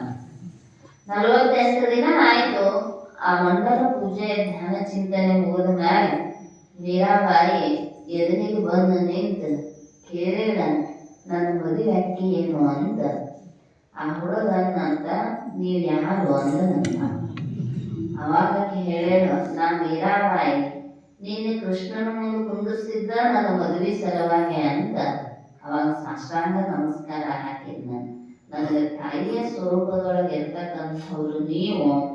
ನಾ ವಿಷಯಗಳ ಕಡೆಗೆ ಹರಿದು ಹೋಗುತ್ತಿದ್ದೆ, ಆದ್ರೆ ನನಗೆ ಭಗವಂತನ ಚಿಂತನೆಯನ್ನ ಹಚ್ಚಿ ನನ್ನನ್ನು ಭಗವದ್ ಭಾವದೊಳಗೆ ನಿಲ್ಲಿಸಿದ್ರಲ್ಲ, ನಿಮಗೆ ಕೋಟಿ ಕೋಟಿ ಧನ್ಯವಾದಗಳು ಅಂತ ಹೇಳಿದೆ ನಾನು. ನಮಗೆ ಯಾರು ಬೇರೆ ಕಡೆ ಲಕ್ಷ್ಯ ಹರಿತೈತಿ ಅಂದ್ರ ಲಕ್ಷ್ಯ ಅಲಕ್ಷ್ಯ ಅದ. ಅದಕ್ಕ ದೇವರ ನಾಮಸ್ಮರಣೆ ಗುರುಕೊಟ್ಟ ಮಹಾಮಂತ್ರವನ್ನ ಮನಸ್ಸಿಗೆ ಹಚ್ಚಿ ಬಿಟ್ಟಿವಿ ಅಂದ್ರ ಆ ಕಡೆ ಈ ಕಡೆ ಹೋಗುವಂತಹ ಮನಸ್ಸನ್ನ ಒಂದಿಷ್ಟು ಹತೋಟಿಗೆ ತಂದು ಬಿಡತೈತಿ. ಅವಾಗ ಮಾತೃವತ್ ಪರಧಾರೇಶು, ಎಲ್ಲ ಹೆಣ್ಣು ಮಕ್ಕಳಲ್ಲಿ ಮಾತೆಯ ಸ್ವರೂಪದ ಭಾವನೆ ಅನ್ನುವಂಥದ್ದು ಬಂದು ಬಿಡ್ತೈತಿ. ಆ ಸದ್ಗುಣವನ್ನ ಪ್ರಾರ್ಥನೆ ಮಾಡುತ್ತಾರೆ. ಅದರಂತಹ ಮಹಾಪಾಪ ಯಾವುದೂ ಇಲ್ಲ ಅಂತ ಶರಣರು ಹೇಳಿದ್ರು. ನಾವು ಯಾವುದಕ್ಕೂ ಹೆದರುವುದಲ್ಲ. ಪರಧನ ಪರಸ್ತ್ರೀ ಎಂಬ ಜೀವಿಗಂಜುವೆ. ಯಾಕಂದ್ರೆ ರಾವಣಾದಿಗಳ ದೃಷ್ಟಾಂತವನ್ನ ಕೊಡ್ತಾರ. ಅದಕ್ಕೋಸ್ಕರವಾಗಿ ಇಡೀ ನಮ್ಮ ಜೀವನವನ್ನೇ ಹರಣ ಮಾಡ್ತಕ್ಕಂಥದ್ದು, ಜನ್ಮಾಂತರಗಳ ದುಃಖವನ್ನ ಕೊಡ್ತಕ್ಕಂಥದ್ದು ಪರಧನ ಪರಸ್ತ್ರೀಯ ಮೋಹ ಅನ್ನುವಂಥದ್ದು. ಆ ಪರಸ್ತ್ರೀಯರನ್ನ ಆಶ್ರಯ ಪಡಲಾರದಂತಹ ರೂಪು ಕಂಡು ಎಳಸದ, ನೋಡಿದ ಕೂಡಲೇ ಅನ್ನಿಸಿ ಬಿಡುತ್ತೈತೆ, ಇಲ್ರಿ ಆಕೆ ಬೇಕಂದ್ರ ಬೇಕು, ಪ್ರಾಣ ಅರೆ ಹೋಗ್ಲಿ ಅಂತ. ಅದಕ್ಕೆ ಹೇಳಿದ್ರು, ಹೆಣ್ಣಿಗಾಗಿ ಸತ್ತವರು ಕೋಟೆ. ಅದಕ್ಕೆ ಸತ್ರ ಜೀವನ ಏನು ಉಪಯೋಗ ಆಗ್ತೈತಂತಾರ. ಇದು ಹೆಣ್ಣು ಹೊನ್ನು ಮಣ್ಣಿಗಾಗಿ ಸಾಯೋದಕ್ಕೆ ಬಂದಿರ್ತಕ್ಕಂಥದ್ದಲ್ಲ. ಕೂಡಲ ಸಂಗಮ ದೇವನನ್ನೊಲಿಸ ಬಂದ ಪ್ರಸಾದ ಕಾರ್ಯವ ಕೆಡಿಸಲಾಗದು. ಇದನ್ನೊಂದು ದೇಹವನ್ನು ತೊಟ್ಟು ತಪವಾಂತು ಘನ ಶಂಭುಲಿಂಗವಾಗಿರಲೊಲ್ಲೆ ಮನವೇ, ಪಡೆದೆ ನೀನೆಂದಿಗೆ ಪರಮುಕ್ತಿ ಸುಖವನ್ನು. ಏನು ಕೆಲಸಕ್ಕೆ ಬಂದೈತಿ ಆ ಕೆಲಸ ಮಾಡಿದ್ರೆ ಅದರ ಸಾರ್ಥಕ್ಯ. ಮತ್ತು ಬಿಟ್ಟು ಬೇರೆ ಕೆಲಸ ಮಾಡಕ್ ಹತ್ತಿದ್ರು ಅಂದ್ರ ಕುಂಭಿ ಪಾದಕ ಮೊದಲಾಗಿರ್ತಕ್ಕಂತಹ ನರಕಗಳನ್ನ ಭಗವಂತ ಎದ್ದಿ ತೆಗಿತಾನ. ಅದಕ್ಕ ಪರವಧುವಿನ ರೂಪುಗಂಡೆಳಸದ ಕರಣ ವಿಜಯವನ್ನು ತಾಪ ಒಳಗೆ ಕೇಳಿಸದ ಸಾರ ಸುಖವನು. ಸುಖ ಹೆಂಗಿರಬೇಕು ಅಂದ್ರ ಅದಕ್ಕೆ ಯಾವುದಾದರೂ ದೋಷಗಳು ತಾಪಗಳು ತಾಕೆ ಕೆಟ್ಟು ಹೋಗಬಾರದು. ನಮ್ಮ ಎಲ್ಲ ಸುಖಗಳ ಹೆಂಗದಾವ ಅಂದ್ರ ಸಾರ ಸುಖಗಳಲ್ಲ, ಕ್ಷಣಿಕ ಸುಖಗಳು. ಅಲ್ಲಿ ಸಾರ ಸುಖ ಅಂತ ಶಬ್ದ ಬಳಸಿದಾರ. ಅಸಾರೆ ಖರು ಸಂಸಾರೆ. ಈ ಸಂಸಾರದೊಳಗ ಸುಖ ಐತೇನೋ ಅಂದ್ರ ಅಸಾರ ಅಂತ ಮೊದಲ ಶಬ್ದ ಇಟ್ಟಿದಾರ. ನೀ ಎಷ್ಟು ಹಿಂದಿದ್ರು ಅಂತಿರಲ್ಲ, ತೌಡ ಹುಟ್ಟಿದ್ದು ಅದರಿಂದ ಏನಾರ ಬರ್ತೈತೆ? ತೌಡು ಹುಟ್ಟಿದ್ರೆ ಏನು ಬರ್ತೈತಿ? ಕಾಳು ಹುಟ್ಟಿದ್ರೆ ಏನು ಹಿಟ್ಟು ಬರ್ತೈತಿ, ಉಪಯೋಗ ಆಗ್ತೈತಿ. ತೌಡು ಹುಟ್ಟಿದ್ರ ಅಂತಿರ್ತಾರ, ಏನ್ ತೌಡು ಹುಟ್ಟಿದ್ರಿ ಮನುಷ್ಯ? ಯಾಕಂದ್ರ ಅದರಿಂದ ನಮಗೇನೂ ಲಾಭ ಆಗಲಿಲ್ಲ, ಮನಸ್ಸಿಗೆ ಹಿತ ಅನ್ನಿಸ್ಲಿಲ್ಲ ಅಂದ್ರ ತೌಡು ಹುಟ್ಟುದು ಅಂತ ಆ ಶಬ್ದ ಬಳಸ್ತಾರೆ. ಅಂದ್ರ ಅಸಾರವಾಗಿರ್ತಕ್ಕಂಥದ್ದನ್ನ ಇಲ್ಲೇ ಜಗತ್ತಿನ ವಿಷಯಾದಿಗಳೆಲ್ಲವೂ ಕೂಡ ಅಸಾರವೇ. ಆದ್ರೂ ಮನುಷ್ಯ ಏನ್ ತಿಳ್ಕೊಂಡಾನೋ ಅಂದ್ರೆ ಇದರಾಗ ಪೂರ್ಣ ಸಾರ ಐತಿ ಅಂತ. ಅಲ್ಲ ದೃಷ್ಟಾಂತ ಹೇಳಿದಾರ ಅವರು. ಸಣ್ಣ ಮಗು ಬೆರಳು ಚೀಪ್ತೈತಿ ನೋಡ್ರಿ, ಅದ್ರ ಕಾಲಾಗಿನ ಹೆಬ್ಬೆರಳು ತಗೊಂಡ್ ಬಾಯಾಗಿ ಇಟ್ಕೊಂತೈತ. ಯಾಕೆ ಬೆರಳು ಚೀಪ್ತೈತಿ ಅಂದ್ರ ಅದ ಬಾಯಾಗಿನ ಬೆರಳು ತೆಗೀರಿ ಚಿಪ್ ಚೀರಾಕ್ ಶುರು ಮಾಡ್ತೈತ. ಮತ್ ಅದರಿಂದ ಏನು ಲಾಭ ಐತ್ರಿ ಅಂದ್ರೆ ಏನು ಇಲ್ಲ, ಅದು ತಿಳ್ಕೊಂಡೈತಿ ನಾ ಹಾಲು ಕುಡಿಯಾಕತ್ತೀನಿ ಅಂತ. ಅದಕ್ಕೆ ಬೆರಳು ಚೀಪ್ತೈತಂತ. ಅದನ್ನ ನಿಪ್ಪಲ್ ಹಾಕ್ತಾರ ನೋಡಿದ್ರೆ ಲಳಾಕತ್ತಿದ್ವು ಅಂದ್ರೆ ಸುಮ್ಮ ಒಣ ಬಿಟ್ಟು ಬಿಡ್ತಾರ ಅದ್ರ ಬಾಯಾಗ. ಯಾಕಂದ್ರ ಅದು ಹಾಲು ಕುಡಿತೈತನ್ನೋ ಭವೆಯೊಳಗೆ ಇರ್ತೈತಂತ. ಅದ್ ಹಂಗ ಮಾಡೋದ್ರಿಂದ ಹಾಲು ಏನಾರ ಸಿಕ್ಕ ಅದಕ್ಕೆ ಹಸಿವು ನೀಗ್ತೈತೇನೋ ಅಂದ್ರೆ ಇಲ್ಲ. ಅದು ಭ್ರಮದಿಂದ ಹೆಂಗ ಬೆರಳು ತಗೊಂಡ ಬಾಯಾಗಿ ಇಟ್ಕೊಂಡು ಸಮಾಧಾನ ಮಾಡ್ಕೋತಿದ್ದೋ ಹಂಗ ಅಜ್ಞಾನಿಗಳಾಗಿರ್ತಕ್ಕಂಥವರು ಕೂಡ ಅಸಾರಭೂತವಾದ ಈ ಪ್ರಪಂಚದೊಳಗ ಸುಖದ ಸಾರ ಐತಿ ಅಂತ ತಿಳ್ಕೊಂಡು ಒಣ ಬೆರಳು ಸಿಕ್ಕಿದಂದು ಪ್ರಪಂಚದ ವಿಷಯಗಳನ್ನ ಭೋಗಿಸ್ತಾರೋ ಅಂತ ಅಲ್ಲಿ ಹೇಳ್ತಾರ. ಇದರೊಳಗ ವಿಚಾರ ಮಾಡಿದ್ರ ಆ ಮಗುವಿಗೆ ಏನೋ ವಿಚಾರ ಇಲ್ಲ, ಹಾಲೈತಿ ಬಿಟ್ಟೈತಿ ತುಂಬೈತಿ ಬಿಟ್ಟೈತಿ ಏನೂ ಗೊತ್ತಾಗೋದಿಲ್ಲ. ಆದ್ರೆ ಮನುಷ್ಯನಿಗೆ ವಿಚಾರ ಶಕ್ತಿಯನ್ನ ಭಗವಂತ ಕೊಟ್ಟೇರ.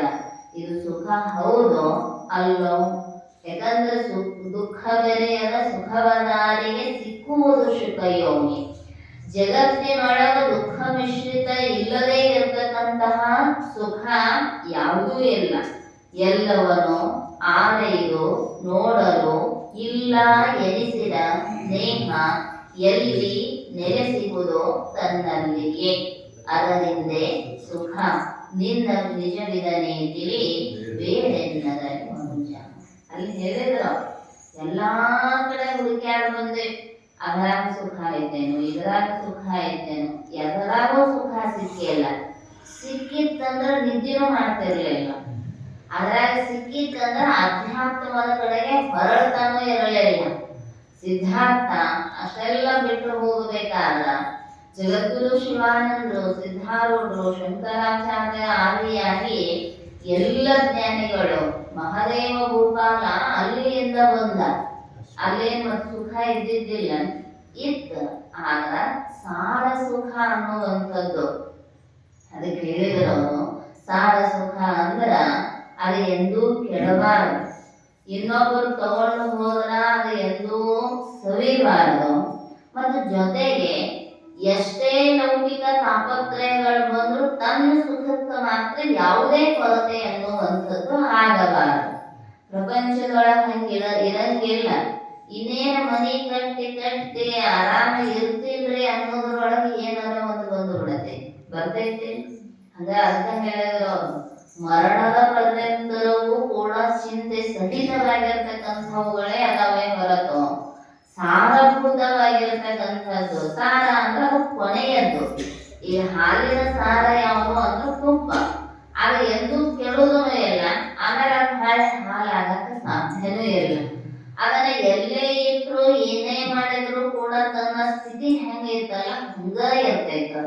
ಹಂಗ ಸಾರ ಸುಖ ಅಂದ್ರ ಎಲ್ಲಾರು ಅನುಭವಿಸುವುದಕ್ಕ ಯೋಗ್ಯವಾಗಿರ್ತಕ್ಕಂಥದ್ದು. ಯಾರಿಗೂ ಎಂದೂ ಎರಡ ಕಾಣಷ್ಟು ದುಃಖ ಇಲ್ಲ. ಮತ್ತೆ ಏನಾರ ಆಯಾಸ ಐತೇನ್ರಿ ಅಂದ್ರೆ ಏನೂ ಇಲ್ಲ. ಸಹಜವಾಗಿ ಬಿಡುವುದನ್ನೆಲ್ಲ ಬಿಟ್ಟ ಬಳಕ, ಕೊಡುವುದೆಲ್ಲ ಕೊಟ್ಟ ಬಳಕ ತನ್ನೊಳಗ ತಾನೇನು ಉಳಿತಾನಲ್ಲ ಅದು ನಿಜವಾದ ಸಾರ ಸುಖ ಅನ್ನುವಂಥದ್ದು. ಇದು ಎಷ್ಟೇ ತಾಪಗಳು, ಆದಿಭೌತಿಕ, ಆಧ್ಯಾತ್ಮಿಕ, ಆದಿದೈವಿಕ, ಈ ತಾಪತ್ರಯಗಳು ಬಂದ ಅಡರಿದರು ಅಂದ್ರ ಅವೆಲ್ಲ ಬರ್ತಿದ್ರು ಕೂಡ ತನ್ನ ಸುಖಕ್ಕೆ ಏನಾಗುವುದಲ್ಲ ಅಂತ ಪ್ರತಿಬಂಧಕ ಆಗುವುದಲ್ಲ. ಅಂಥ ಸುಖವನ್ನ ಹೇ ಭಗವಂತ ನನಗೆ ಕರುಣಿಸು. ಉಳಿದುದ್ದು ಎಲ್ಲ ಇವತ್ತು ಬಿಡುತ್ತಾವ, ನಾಳೆ ಬಿಟ್ಟು ಹೋಗುತ್ತಾವ, ಮತ್ತು ನನಗೆ ದುಃಖವೇ. ಯಾಕಂದ್ರೆ ಸಹಜ. ಅನುಕೂಲ ವೇದನೀಯಂ ಸುಖಂ, ಪ್ರತಿಕೂಲ ವೇದನೀಯಂ ದುಃಖಂ. ಇವು ಒಂದಾದ ಮೇಲೆ ಒಂದು ಬರ್ತಾವ.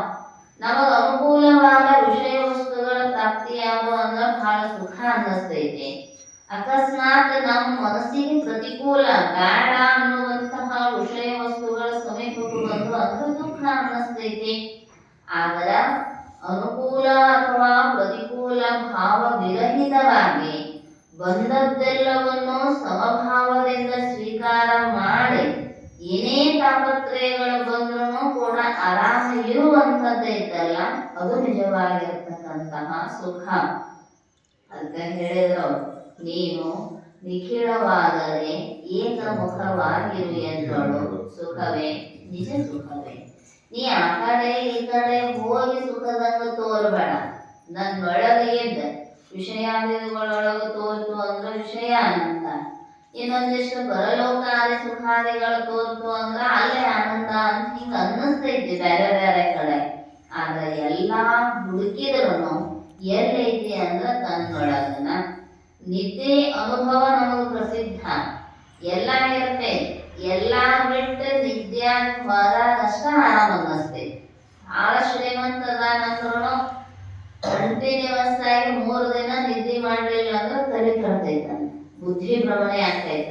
ಯಾಕಂದ್ರ ಅದ ಮತ್ತು ತನ್ನ ಸ್ವರೂಪದೊಳಗ ಮುಳುಗಲಿಲ್ಲ ಅಂದ್ರ ಸಹಜವಾಗಿ ಬುದ್ಧಿ ತನ್ನ ಸ್ಥಿಮಿತತೆಯನ್ನ ಕಳ್ಕೊಂಡು ಬಿಡತೈತಿ. ಅದಕ್ಕೆ ಅವ್ರು ಹೇಳಿದ್ದು, ನಿನ್ನ ಪ್ರಯತ್ನ ಎದಕ್ಕೆ ಇರಬೇಕು ಅಂದ್ರ ಸುಖದ ಸಾರವನ್ನ ಅನುಭವಿಸುವುದಕ್ಕ. ಅದು ಏನಾಗಬಾರ್ದು, ತಾಪವು ಅಡರಿ ಕೆಡಿಸದ. ಎಂಥದ್ದೇ ದುಃಖಗಳ ಬಂದ್ರು ಸರ್ವೇಷಾಂ ಅನುಕೂಲತೆಯ ವೇದನೀಯಂ ಸುಖಂ. ಸುಖದ ಲಕ್ಷಣ ಹೇಳಿದ್ರು. ಸರ್ವೇಷಾಂ ಅನುಕೂಲತೆಯ, ಎಲ್ಲರಿಗೂ ಒಂದು ವಸ್ತು ಒಬ್ಬರಿಗೆ ಸುಖ ಕಂಡ್ರೆ ಇನ್ನೊಬ್ಬರಿಗೆ ದುಃಖ ಅನ್ನಿಸ್ತೈತಿ. ಯಾಕಂದ್ರೆ ಅದರೊಳಗೆ ಸುಖ ಇದ್ರೆ ಎಲ್ಲರಿಗೂ ಸುಖ ಆಗಬೇಕಾಗಿತ್ತು. ಒಬ್ಬರಿಗೆ ಮೊಸರ ದುಃಖ ಅನಿಸಿದ್ರೆ ಒಬ್ಬರಿಗೆ ಸುಖ ಅನ್ನಿಸ್ತೈತಿ. ಶುಗರ್ ಇದ್ದವರಿಗೆ ಸಕ್ಕರೆ ದುಃಖ ಕೊಡ್ತೈತಿ, ಶುಗರ್ ಇಲ್ಲದವರಿಗೆ ಸಿಹಿ ತಿನ್ನಬೇಕ್ರೆ ಅಂತ ಅನ್ನಿಸ್ತೈತಿ. ಸರ್ವೇಷಾಂ ಅನುಕೂಲತೆಯ ವೇದನೀಯಂ. ಅದನ್ನು ನೋಡಿದ್ರ ಎಲ್ಲರಿಗೂ ಕೂಡ ಆನಂದ. ಅದಕ್ಕಂತ ತಿಳ್ಕೊಂಡನ ಬಸವಾದಿ ಶಿವಶರಣರಾಗಲಿ, ಸಂತರಾಗಲಿ, ಜ್ಞಾನಿಗಳಾಗಲಿ ಎಲ್ಲವನ್ನ ತ್ಯಾಗ ಮಾಡಿ ಬಂದ್ರು. ಅಕ್ಕ ಅಷ್ಟೊಂದು ನವತಾರುಣ್ಯದೊಳಗ ಅಡವಿ ಬೆಟ್ಟಗಳನ್ನ ತುಳಿದು ಆ ಉಡುತಡೆಯಿಂದ ಕಲ್ಯಾಣದವರೆಗೂ ಬಂದಳು. ಸುಖವನ್ನ ಅನುಭವಿಸಿ ಮತ್ತು ಸುಖದ ಶರದಿಯೊಳಗ ಓಲಾಡುವುದಕ್ಕಾಗಿ ಕಲ್ಯಾಣದಿಂದ ಕದಳಿಗೆ ವನಕ್ಕೂ ಬಾಗಳು. ಮತ್ತೆ ಈ ವಿಷಯದೊಳಗನ ಸುಖ ಆಗಿತ್ತಂದ್ರ ಒಂದು ಉಡುತಡೆಗೆ ಇರಬೇಕಾಗಿತ್ತು, ಇಲ್ಲ ಸುಮ್ಮನೆ ಕಲ್ಯಾಣದಾಗ ಇರಬೇಕಾಗಿತ್ತು. ಆದ್ರ ಅವ್ರಿಗೆ ಗೊತ್ತೈತಿ ಅದು ಬೇರೆ ಕಡೆ ಎಲ್ಲಿನೂ ಸಿಗುವುದಲ್ಲ. ಆಗ ಸಾಧನೆಗಳನ್ನುವಂಥವು ಎದಕ್ಕ ಅಂದ್ರ ನಮ್ಮ ಸ್ಥಿತಿಯೊಳಗ ನಮ್ಮನ್ನ ನಿಲ್ಲಿಸಿ ಸುಖದ ಅನುಭೂತಿಯನ್ನ ಮಾಡಿಕೊಡುವುದಕ್ಕ. ಅದಕ್ಕೆ ಎಲ್ಲರಿಗೂ ಅನುಕೂಲವಾದ ವೇದನೆ ಅದು ಸುಖ. ನಿರುಪಾಧಿರೇಷ್ಟಂ. ಮತ್ತೆ ಹೆಂಗಿರಬೇಕ ಸುಖ ಅಂದ್ರ ನಿರುಪಾಧಿಕವಾಗಿ. ಅದಕ್ಕೆ ಹೇಳ್ತಾರ, ಏನೊಂದಿಲ್ಲದೆ ತಾನಿಲ್ಲನಿಸದ ಈ ನಿಖಿಲ ಆರೂಢಮಯನೆಂಬ. ಏನಾರ ಸಿಕ್ಕ ಸುಖ ಆಗಬಾರ್ದು, ಅದು ಸೋಪಾಧಿಕ ಸುಖ ಆಗತೈತಿ. ಮತ್ತದು ಸರಿತು ಅಂದ್ರ ದುಃಖ ಆಗ್ತೈತಿ. ಮನಿ ಕಟ್ಸಿದ ಬಹಳ ಆನಂದ ಅನ್ನಿಸ್ತು, ಸಾಲ ಭಾಳ ಆಯ್ತು, ಮನಿ ಮಾರಿದ ದುಃಖ ಆಗ್ತೈತಿ. ಯಾಕಂದ್ರ ಆಗಂತುಕ ಹೋಗುದು ಬರುದು ಮಾಡ್ತಕ್ಕಂತಹ ವಿಷಯಾದಿಗಳೊಳಗ ಎಂದೂ ಸುಖ ಅನ್ನುವಂಥದ್ದಿಲ್ಲ. ಅನ್ನಿಸ್ತೈತಿ ಮದುವೆಯಾಗಿ ಮಕ್ಕಳಾಗಿ ಮನೆ ಕಟ್ಕೊಂಡು ಹೊಲ ಹಿಡದ ಇದ್ರ ಆರಾಮಾಗಿರ್ತನ್ರಿ ಅಂತ. ಅಷ್ಟೆಲ್ಲ ಸಂಗ್ರಹ ಮಾಡಿದ ಮೇಲೆ ಎಲ್ಲಾ ಪರಿಪೂರ್ಣ ಇದ್ರೂ ಸುಖ ಅನ್ನಿಸ್ತೈತೇನೋ ಅಂದ್ರ ಅನ್ಸುದಿಲ್ಲ. ನೀನಪ್ಪ ಕೇಳಿದ್ರಲ್ಲ, ಆರಾಮದಿ ಅಂತಮ್ಮ? ಆರಾಮದಂತೆ. ಆರಾಮದ್ರ ಹೆಂಗ? ಅದನ್ನೇ ಕೇಳಿದ್ರಂತ ನಾ ಕೇಳಿದ್ರಿ. ಹಿಂದಿನ ಮನೆ ಸುದ್ದಿ ತೆಗಿರದ ಏನ್ ಆರಾಮ್ ಕೇಳ್ತೀರಿ? ನಿಮ್ಗ ಭಾಳ ಆರಾಮ ಐತ್ರಿ, ನಮಗೆ ಏನೈತಿ ಗೋಳಾಟ ಕಟ್ಕೊಂಡು ಒಳ್ಳಾಡೋದಾಗೈತ್ರಿ ಅಂತ. ಅದಕ್ಕ ಈ ಲೋಕದಿಂದ ಹಿಡ್ಕೊಂಡು ಬ್ರಹ್ಮಲೋಕದ ಪರ್ಯಂತರವೂ ವಿಷಯಗಳ ಹೆಂಗದಾವು ಅಂದ್ರ ದುಃಖದಾಯಿಗಳೇ ಅದಾವೆ ಹೊರತು ಸುಖ ಅನ್ನೋದಂಥದ್ದು ಇಲ್ಲ. ಮತ್ತದು ದುಃಖ ಅನ್ನೋದು ಗೊತ್ತಿದ್ರು 100ಕ್ಕೂ 99ರಷ್ಟು ಜನ ಅದನ್ನ ಯಾಕೆ ಮಾಡ್ತಾರ್ರಿ ಅಂದ್ರ ಬುದ್ಧಿ ಇನ್ನೂ ಸ್ವಚ್ಛ ಆಗಿಲ್ಲ ಅಂತದರ ಅರ್ಥ. ಯಾಕಂದ್ರ ಅನೇಕ ಜನ್ಮ ಭಜನಾರ್ಥಂ ಸ್ವವಿಚಾರಂ ಚಿಕೀರ್ಷತೆ. ಇದು 1-2 ಜನ್ಮದ ಪುಣ್ಯ ಅಲ್ಲ. ಶಾಸ್ತ್ರ ಚಿಂತನೆಯ ಅಪೇಕ್ಷೆ ಬರಬೇಕಾದ್ರೂ ಎಷ್ಟೋ ಜನ್ಮಗಳ ಪುಣ್ಯ. ಸದ್ಬೋಧ ಚಂದ್ರಿಕೆಯೊಳಗೆ ಬಹಳ ಸಲ ಹೇಳಿದ, ಅನಂತ ಜನ್ಮಗಳ ನಿಷ್ಕಾಮ ಪುಣ್ಯದ ಬಲ ಇತ್ತಂದ್ರೆ ಇಲ್ಲಿ ಕರ್ಕೊಂಡು ಬಂದು ಕುಂದರ್ಸ್ತೈತಂತ. ಪ್ರಪಂಚದೊಳಗಿದ್ರು ಕೂಡ ಪ್ರಪಂಚದ ವ್ಯಾಮೋಹವನ್ನ ಬಿಟ್ಟು ಬಹಳಷ್ಟು ಜನರು ಅವುಗಳು ಹೇಳ್ಯಾರ. ಪ್ರಸಾದಕ್ಕೆ ಹೋದ ಸಿದ್ಧಾರೂಢ ಮಠ ಅಂತ ಅದೊಂದು ನೆಮ್ಮದಿಯ ಕೇಂದ್ರ ಆಗಿಬಿಟ್ಟೈತ್ರಿ ನಮಗ. ಈಗ ನೆರೆ ಹಾಳೆ ಬಂದಾಗ ನೆಮ್ಮದಿ ಕೇಂದ್ರ ತೆಗಿತಾರಲ್ಲ, ಆಗಲ್ರಿ. ಅವ್ರು ಬೆಳೆ ಬಂದಾಗ ಅಷ್ಟ ಒಂದ್ 8-10 ದಿನ ಹಳಿಯಲ್ಲಿತ್ತಂದ್ರ ಮತ್ತೆ ನಿಮ್ ಜಾಗ ಅಂತ ಹಿಂಗಿಲ್ಲ. ಸಿದ್ಧಾರೂಢ ಅಪ್ಪನ ಮಠದೊಳಗ 12 ತಿಂಗಳು ನಮ್ಮ ಜೀವನ ಇರುವ ಪರ್ಯಂತರವೂ ಕೂಡ ಅಧ್ಯಾತ್ಮ ಅಂದ್ರನ ನೆಮ್ಮದಿ, ನೆಮ್ಮದಿ ಅಂದ್ರನ ಅಧ್ಯಾತ್ಮ. ಅದಕ್ಕ ಶಾಸ್ತ್ರದೊಳಗೆ ಇರುವಂತಹ ಆನಂದ ಬೇರೆ ಕಡೆ ಎಲ್ಲಿ ಸಿಗುವುದಿಲ್ಲ. ಯಾಕ ಅಂದ್ರ ಅದು ಬೇರೆ ಏನು ದಕ್ಕಿಸಿಕೊಡುವಂಥದ್ದಲ್ಲ, ನಿಮ್ಮೊಳಗ ನಿಮ್ಮನ್ನ ನೀವ ನಿಲ್ಲುವಂಗ ಮಾಡುವಂಥದ್ದು, ಬೇರೆ ಏನೂ ಇಲ್ಲ. ಶಾಸ್ತ್ರ ಅಂದ್ರೆ ಏನ್ ಸಿಗ್ತೈತ್ರಿ ಲಾಭ?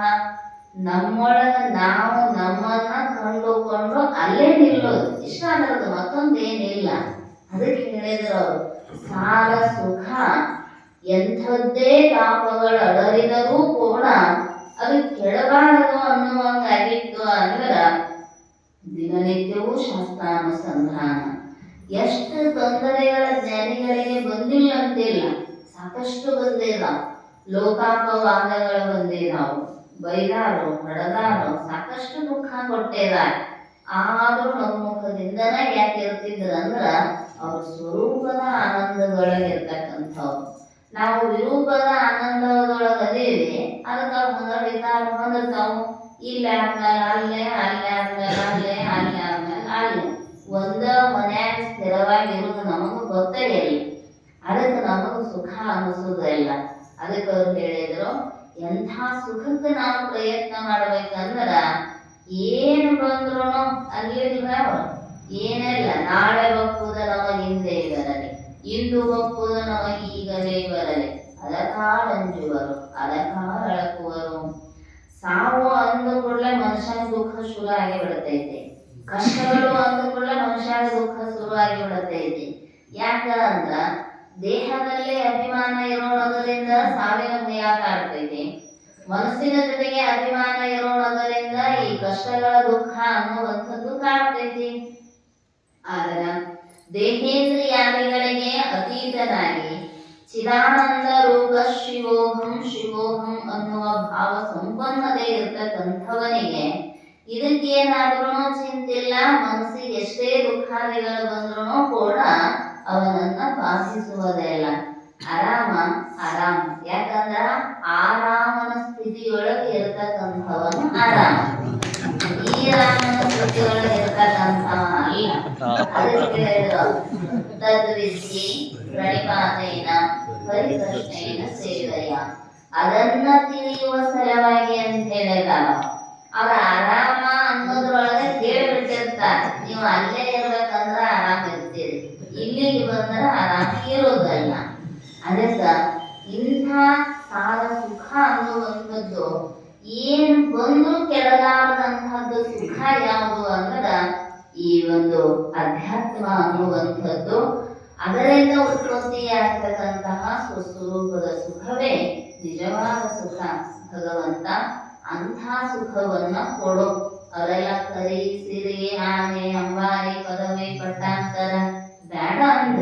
ಯಾಕಂದ್ರೆ ಸುಖದ ಸಾರಗಳಲ್ಲ, ಸುಖದಂತೆ ಭ್ರಾಂತಿಯನ್ನ ಉಂಟು ಮಾಡ್ತವೆ ಹೊರತು ಮತ್ತೊಂದು ಕ್ಷಣಕ್ಕೂ ಗುದ್ದಾಡಿ ಹೋರಾಟ ಮಾಡಿ ಕುರ್ಚಿ ಮೇಲೆ ಕುಂತು ಕೂಡಲೇನ ಚಿಂತೆ ಶುರುವಾಗಿರ್ತೈತಿ. ಹೌದಲ್ಲ? ಇನ್ನು 5 ವರ್ಷದಾಗ 1 ದಿನ ಹೋಯ್ತು, 2 ದಿನ ಹೋಯ್ತು, ಅದು ಇನ್ನೊಂದು 100 ದಿನ ಉಳಿತು ಅಂತಂದ್ರ ಕುಂತಿನ ಕೂಡ ಆರಾಮಿರ್ತೀನಿ ಅನ್ನಂಗಿಲ್ಲ. ಯಾವಾಗ ಇಡೀ ಪ್ರಸಂಗ ಬಂದಾಗ ಇಳೋದರ ಆಯ್ತು, ಭಾಳ ಕುಂದ್ರ ಆಯ್ತು, ಇಷ್ಟು ನಿಶ್ಚಿಂತೆ ಇದ್ದು ಬಿಟ್ರ ಯಾರಿಗೂ ದುಃಖ ಇರೋದಲ್ಲ. ಕುಂತ ಮೇಲೆ ಇಳಿಯು ಚಿಂತೆ, ಇಳದ ಮೇಲೆ ಕುಂದ್ರ ಚಿಂತೆ ಇದ ಇರ್ತೈತಿ. ಮತ್ತೆ ಈ ಚಿಂತೆ ಸಂತ್ಯಾಗನ ಮುಳುಗಿದರ ಮನುಷ್ಯನಿಗೆ ಯಾವಾಗ ಸುಖ ಸಿಗತೈತಿ? ಅದಕ್ಕೆ ಅವ್ರು ಹೇಳಿದ್ರು, ಸ್ವಸ್ವರೂಪಾವಸ್ಥಿತಿ ಮುಕ್ತಿ ವಿದ್ಯತೆ. ಸುಖ ಅಂದ್ರೆ ಹೇಳಿದ್ರು ಎಲ್ಲಾ ದುಃಖಗಳ ನಿವೃತ್ತಿ, ಪರಮಾನಂದ ಪ್ರಾಪ್ತಿ. ಆ ಆನಂದದ ಮುಂದೆ ಇನ್ನೊಂದು ಆನಂದ ಅನ್ನುವಂಥದ್ದು ಇರೋದಲ್ಲ. ಪ್ರಪಂಚದ ಏನೇ ತೊಂದರೆಗಳು ಬಂದ್ರು ತಾಪಗಳು ಬಂದ್ರು ಕೂಡ ಸುಮ್ಮನೆ ದಿನ ಅಭ್ಯಾಸ ಮಾಡೋದು. ಏನು ಬಂದ್ರು ನಮ್ಮೊಳಗ ನಾವಾಗಿ ಕುಂತು ಬಿಟ್ರ ಬೇಯಾವ್ರು ಎಷ್ಟು ದಿನ ಬೇಯವ್ರದ, ಅನ್ನೋರು ಎಷ್ಟು ದಿನ ಅನ್ನೋರದ. ನೀವು ಸುಮ್ಮನೆ ನಕ್ಕೋತ ಕುಂತು ಬಿಟ್ರಿ ಅಂದ್ರ ಅವ್ರ ಬೇರು ಬಂದಕ್ಕೈತಿ, ಅನ್ನೋದು ಬಂದಕ್ಕೈತಿ, ನಿಮ್ಗೆ ಆನಂದ ಸಿಕ್ಕು ಬಿಡ್ತೈತಿ. ನಮ್ಮ ನಿಜವಾದ ಅಪ್ಪುಗಳು ನೋಡಿರ್ಬೇಕು ನೀವು. ಎಲ್ಲಿ ಕುಂತ್ರು ಕಣ್ಣು ಮುಚ್ಚಿ ಕುಂತಿರ್ತಾರೋ ಆದ್ರೆ ಸದಾವಕಾಲ ಹಸನ್ಮುಖಿಗಳಾಗಿರ್ತಾರೆ. ಅದೇ ಮಕ್ಕಳು ಹಂಗ ಕುಂತಿರ್ತಾರ ಅವರು. ಯಾಕ ಏನ್ ಅನ್ಸಿರ್ತಾರ್ರಿ? ನಮಗ್ ನೋಡೋರಿಗೆ ಅನ್ನಿಸ್ತೈತಿ ಅಲ್ಲಿ ಏನ್ ಅನ್ನಿಸ್ತೈತಿ ಅವರಿಗೆ, ನಕ್ಕೋತ ಕುಂತು ಬಿಟ್ರೆ ಮಾತಿಲ್ಲ ಕಥೆ ಇಲ್ಲ ಸುಮ್ಮನೆ ಅಂತಿರ್ತಾರಲ್ಲ. ಅವ್ರ ಸ್ವರೂಪದ ಆನಂದದೊಳಗ ಸಮಾಧಾನರಾಗಿ ಇರ್ತಾರೆ. ಅದಕ್ಕೆ ಆ ಆನಂದದ ಆವಿರ್ಭಾವ ಅವ್ರ ಮುಖದ ಮೇಲೆ ತೋರ್ತಿರ್ತೈತಿ. ನಮಗೂ ಏನೂ ಇರಲಿಲ್ಲ ಅಂದ್ರೂ ಈ ಎಲ್ಲ ತಾಪಗಳು ಬಂದ ಅಡರಿದರೂ ಕೂಡ ಆ ಆನಂದದೊಳಗ ಕೆಡುವತನ ಅನ್ನುವಂಥದ್ದು ಬರಬಾರದು. ಅದಕ್ಕೆ ಸದಾ ಅವಕಾಲ ಸಾಧನೆ. ಪ್ರಪಂಚದಿಂದ ಎಲ್ಲ ಬರುವ ಬಂದಾಗ ಒಂದು ನಕ್ಕು ಬಿಡೋದು. ಬುದ್ಧಿಜರು ಹೇಳ್ತಿದ್ರಲ್ಲ, ಮನೆಗೆ ಹಾರ ಮ್ಯಾಲ ಈ ಆಳವಪಾಯಿನ ಅನಿತ್ಯ ತಾಮದೀಕ್ಷಸ್ವ ಭಾರತ ಶ್ಲೋಕ ಹೇಳುವಾಗ ಹೇಳ್ಯಾರ. ಮನೆಗೆ ಹಾರ ಮ್ಯಾಲ ಬಡಗಿ ತಗೊಂಡ್ರು ಇವೆಲ್ಲ ಬರ್ತಾವು ಹೋಗ್ತಾವ ಅಂತನ ತಿಳ್ಕೊರಿ. ಅವ್ರನ್ನ ನಾಲ್ಕು ಬೇರು ಅಂದ್ರ ಅವು ಈಗ ರೈತರು ಮಾಡಿ ಇರೋದ್ರಲ್ಲಿ ಬಿಡಂತ ನಕ್ಕು ಬಿಡ್ರಿ ಅಂತಿದ್ರು. ಅವ್ರ ಬೈದಾಗ ನೀವು ನಕ್ಕು ಬಿಟ್ರಿ ಅಂದ್ರ ಇನ್ನೊಂದು ಬೇಯಕ್ಕ ಬರುದಿಲ್ಲ. ಅದಕ್ಕೆ ಇಷ್ಟು ಸಾಧನೆ ಮಾಡಿ ಬಂದಾವಲ್ಲ, ಹೋಗಾಕ ಬಂದಾವಂತ ತಿಳ್ಕೋರಿ. ಹೋಗಲ್ಲ ಬರ್ತಾವ ಮತ್ತ ಹಿಂದಿಲ್ ನಾಳೆ ಅಂತ ತಿಳ್ಕೊಂಡ್ ಬಿಟ್ರಿ ಅಂದ್ರ ನಿಮ್ಮ ಸುಖದೊಳಗ ಕೊರತೆ ಎನ್ನುವಂಥದ್ದು ಇರೋದಲ್ಲ. ಅದಕ್ಕಂತಹ ತಾಪ ಒಳರಿ ಕೆಡಿಸದ ಸಾರ ಸುಖವನ್ನು ಬೇಡುವೆನ ಭವ ನಿಮ್ಮನು ಭವ ಭವಗಳು ಅಂತ ಪ್ರಾರ್ಥಿಸ್ತಾ ಇದ್ದಾಳ. ಉಳಿದ ವಿಷಯ ಮತ್ತೆ ನಾಳೆ ಚಿಂತನೆ ಮಾಡೋಣ ಅಂತ ತಿಳಿಸ್ತಾ ನನ್ನೆಲ್ಲರೂ ಹರಿದಿರುವ ಪುಷ್ಪಗಳನ್ನ ಶ್ರೀ ಜಗದ್ಗುರು ಶಿವಾನಂದರ ಚರಣ ಸನ್ನಿಧಿಗೆ ಸಮರ್ಪಿಸಿ ಹರವು ತತ್ಸತ್.